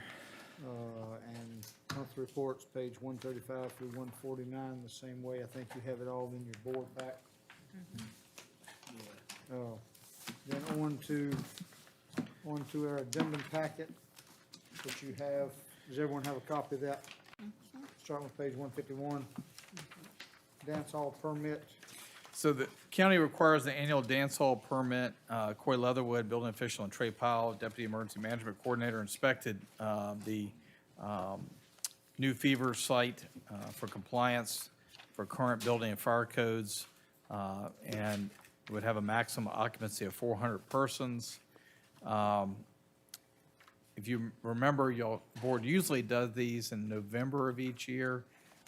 Last year, Fevers was not in operation, and the Fish and Pig had really changed they were the other permit, but they're putting up most of that band and dance activity down at the North Street Press Club.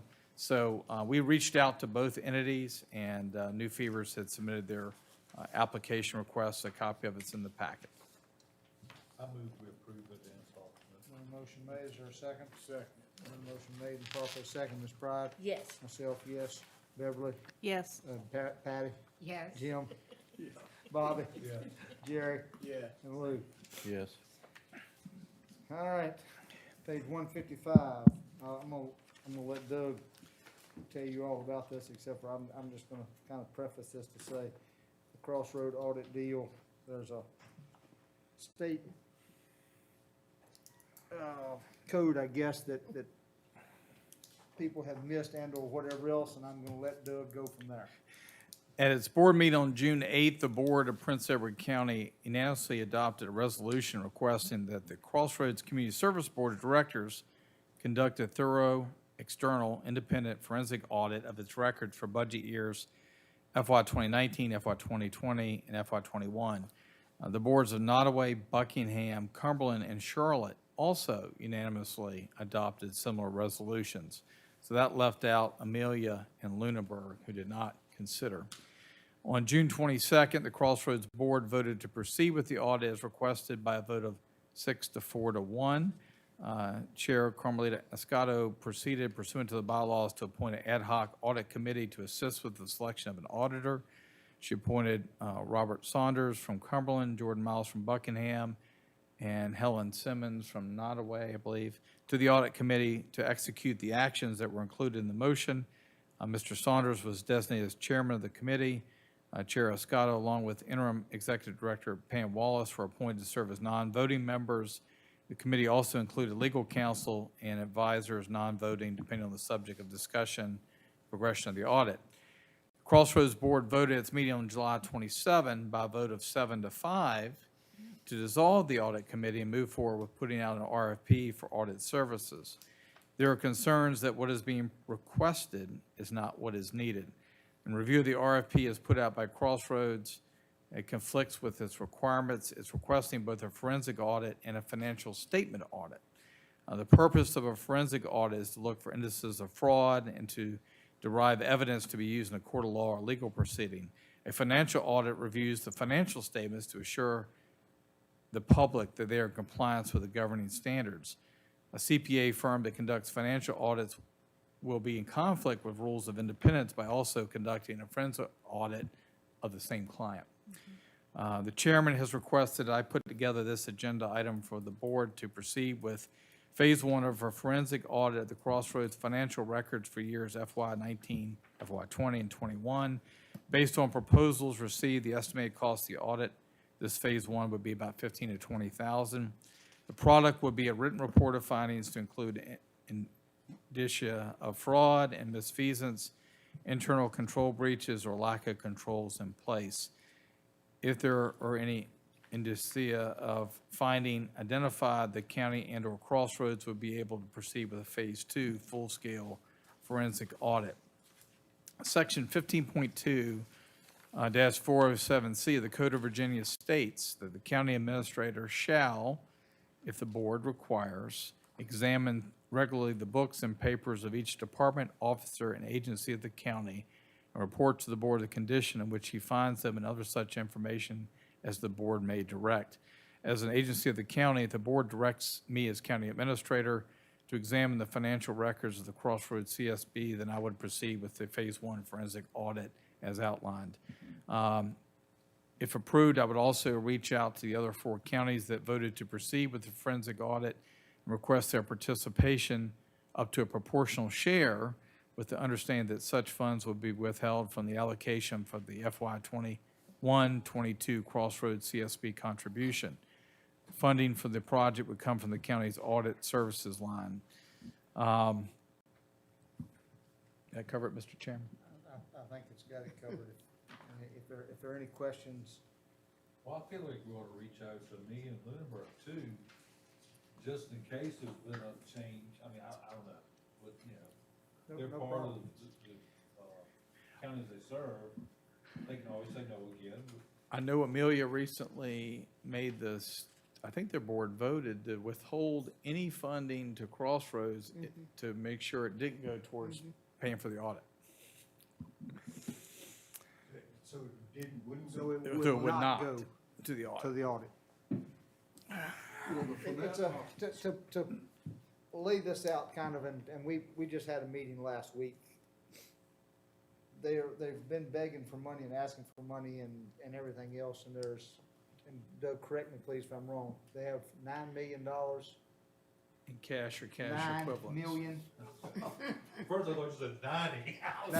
no, but still 9 million Okay. in their, not in their budget, they have 9 million in the bank. Right. Will the forensic audit come ahead of the financial audit, No. the other way around? And they just had recently finished the financial audit of the books, so the forensic audit would look at that, but also obviously look at invoices and other financial records of the organization. No one really knows, or when I say no one that we have talked to knows why they decided not to continue this after they had voted to go on with it. Exactly. There's speculation, and we'll just leave it at that as to why, but there's a couple, 3 or 4 counties that have decided otherwise. But with the code, this was brought to our attention by one of the other counties, that the Code of Virginia states that we do it because they're housed in us and we're considered the parent or the host county. And that's the reason why that we would start the process, and then the other counties would quote unquote fall in line. But that's the reason why. It's the reason why it falls on us, because we're the host county and they're in our county. What they have supposedly, and I'm gonna say supposedly because this is what was brought out, the reason why they didn't wanna continue with this was because it was gonna cost somewhere between $90,000 and $100,000. That number one, that's not exactly true, and number two, there's money there to cover it even if it did cost that. So it's kind of an odd situation that's going on there, but anyway, there's an upheaval in the board. We'll just leave it at that and let the chips fall where they may, but. I think anything else, if you, I Doug? think if you do go back and if you redo the financial audits for those 3 years, you will spend $100,000. If you only go in and looking from a forensic standpoint, looking for things that look at a place, we all hope there's nothing there. I think we want to be able to feel comfortable that the funds being spent and running through Crossroads are being spent the way they're supposed to be. And I think the only way you're gonna do that is get in there and perform the audit. Again, they're out putting out RFPs, what they're asking for. I don't, from what the folks that I and others have talked with, it's not necessarily what you need. Not only that, but they're not allowed to do both. They can't really, audit from- themselves, Yeah. so to speak, so it's, They want to use the same firm to do both. right. Well, obviously they operate different than our county does, because if a department in our county gets budgeted this much money, they don't use it in the year, they give it back. That's right. So obviously they're able to just pocket the money after the end of the year, put it in the bank account. They roll it over. We're, For what purpose is that $9 million sitting there? They don't have capital improvement projects, or do they? I guess they do. They do, they own a number of properties, but again, remember we were talking about the housing arm. this, Because this, one place fall apart, and they got $9 million back. and that's what some of the people are saying right now. They came to us asking, saying, when I attend the meeting, we don't have the money to fix the building, we don't have this, we don't have that, so therefore we don't know, but they had $9 million in the bank. There's also questions, and it's not saying if good, bad, or indifferent. There are questions about the CARES Act money. It came up that it was in a That bank was in. the PPP loan. The PPP loan, that's right, that the money was approximately $2 million, they're Two plus. about $2+ million. So they qualified for, They are not a unit local government, they are a nonprofit. And Okay. as a 501c3, they applied for PPP funding and received funding, and then received forgiveness. Now, to and how much count was the PPP one? over $2 million. Now, And that to, was to keep people employed, it had to be showed to keep electricity on, pay salaries, what were the other things, rent. rent, there's several, I mean, it could be used for electricity. There are a lot of things that it could be used for in that particular situation. So that offset a lot, like the paid salaries, and Correct. offset their budgeted money to pay salaries. Correct, that is correct. Now, to complicate that even more, they applied for this as a 501c3, correct? To be a 501c3, they also have to be part of VDAX. They're not. There's a long list of things that don't line up. I'm not throwing stones nor anything, I'm just saying there's things that don't line up.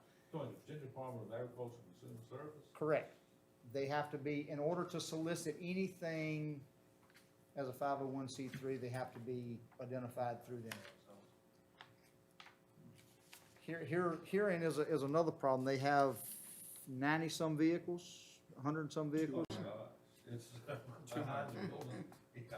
Well, not only that, but they are all L license plates, which is local government. You can't be 501c3 and have local government. And all 200 are licensed with, As far as I know, all of them are licensed with L license plates. well, it's ungodly number of cars they have behind Bush Grammatic.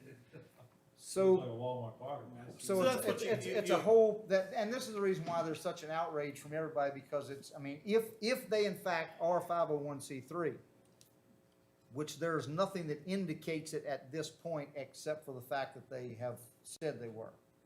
They're not, Terry, please help me, they would have to be through the SECC, the, Well, I mean, they're filing their taxes, they have to do something with the 501c3.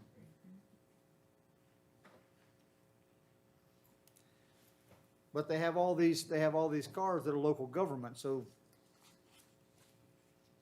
this is the reason why that the board that Ms. Pride is on had asked for them to go through with an audit, and they said they would, and then came back for some reason and said, no, we're not going to, for not a lot of reason that any of us understand that have had To meetings. clarify, they said they're going to, but they, rather than take the audit committee's recommendation, They want to put out a RFP, RFP for a different, For a more different- expanded, I guess. right, more expanded. audit. Well, now, would the auditors get into looking into the licensing of their vehicles? Or I think whatever issues are raised, they could look into all that stuff. they would? Okay. So it's just a mess. That's, I mean, it's a strange, Ms. Pride, I'm glad you're on that board. I know you are. But it is a big mess. Yeah. And what I have tried to reiterate over and over, with you looking for a new executive director, this audit is needed. You need to have that record clear before this person comes You in. don't get anybody of any. And no no, one's you don't coming in. blindside anybody coming in. That board it's interesting. so with those things said, I guess what we're looking for is a motion and a second to ask Doug to continue or to start the process, I guess, in compliance with this. So, yeah.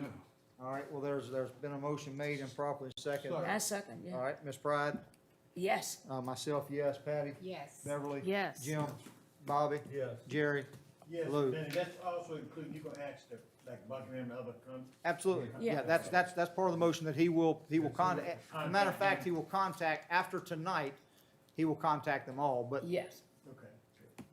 You it'll be forgot to call public, it'll Willie. be public in, right now. Don't worry, it's everywhere on the, you can be assured that it's on YouTube, it's on You didn't ask. everything. Lou, Yes. now it's unanimous. Now it's unanimous. So, I think that the board will, I think that we as a board will benefit from this taking place regardless whether it shows up clean, whether it shows up dirty, doesn't make a difference. It will certainly, it will help them also, at what you all said just a moment ago, to be able to hire someone, because we talked about this in a meeting the other day. No one, you couldn't ask someone to come into that mess right there and take it over and go from there, so. Somebody'd be foolish to come in and take the job without the. That's correct. And we're still withholding our money. And we're still, and that's, And that money would come off the, that's something that there would be a board decision later on, but at this point, we are withholding the money. If we wanted to use that to pay for our part or whatever, that would be up to the board as to how we decide to do it. And I think some of the other counties, with me talking to some of them, would do the same thing. They have, of course, they would have to have a board vote also, but it certainly wouldn't, quote unquote, cost us to do it. I guess that's what I'm getting at. absolutely. That's been an ongoing thing for weeks now, I'll just tell you all. Oh, but I mean, just this particular. Oof. But y'all had your job cut out for you, work cut out for you. Update on the county, I guess that's leave. Doug, do you have anything to, or has that So, already been? March 24 of 2020, at the onset of the pandemic, the board approved a public health emergency leave policy that mirrored the state's. The state has subsequently amended its policy, and the attached updated county policy brings us back in line. It drops it from the emergency leave 160 hours or 4 weeks of leave down to 80 per calendar year. And that's, obviously still in place so that an employee or if it's an employee's family member comes down sick, they have the ability to take time off and be able to tend to their sick family member. And the monthly reports, I think that's already been covered for as far as the school board. Yes, sir, but can we get a motion on the leave policy? Absolutely. Second. There has been properly made and seconded. Ms. Pride? Yes. Myself, yes. Patty? Yes. Beverly? Yes. Jim? Bobby? Jerry? And Lou? Yes. Do you need a motion or anything on the, everything else is just so? There was a couple motion, things made, I think, where I have to sign. I think Bobby asked about that, just so that you all know. So it'll be in the minutes and everything else. In the past, we've had one or two that weren't in the minutes, but I think we're good to go. Is everybody, as far as you know, are we squared away? Anything else, Sarah? Anything else that, Sarah, that you know of? Trey, anything? Anything else from the board? In that case, is there a motion made to adjourn? So moved. Is there a second? Ms. Pride? Yes. Myself, yes. Patty? Yes. Beverly? Yes. Jim? Bobby? Jerry? Yes. And Lou? Yes. Well, I got close. Good job.